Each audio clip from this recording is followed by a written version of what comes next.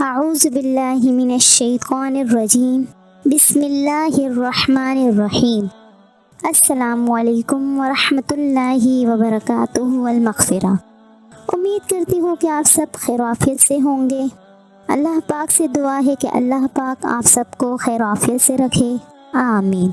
ناظرین، میرے ایک بھائی کا سوال آیا ہے کہ میری ابھی نئی شادی ہوئی ہے اور میری بیوی میرا جنسی تعلق بنانے میں میرا بالکل ساتھ نہیں دیتی، تو ایسے میں کیا کروں؟ تو چلتے ہیں اس سوال کے جواب کی طرف۔ تو میرے بھائی، اللہ پاک کے نبی محمد صلی اللہ علیہ وسلم نے اپنی بیوی کے ساتھ مباشرت کی باتیں دوسرے لوگوں کو بتانے سے منع فرمایا۔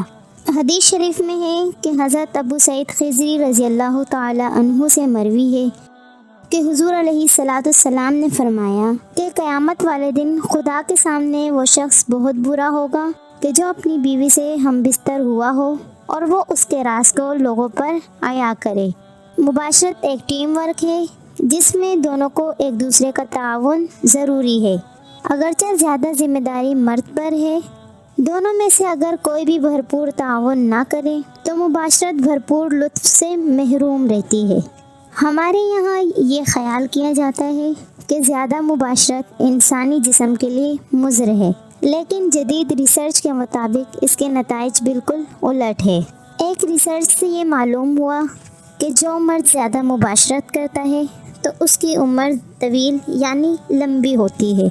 وہ مرد جو ہفتے میں کم سے کم 2 بار مباشرت کرتا ہے تو انہیں موت کا خطرہ باقی مردوں کے مقابل 50% کم ہوتا ہے جو 1 ماہ میں صرف 1 بار مباشرت کرتا ہے۔ ریسرچ سے یہ معلوم ہوتا ہے کہ ریگولر سیکس دونوں میاں بیوی کے لیے مفید ہے۔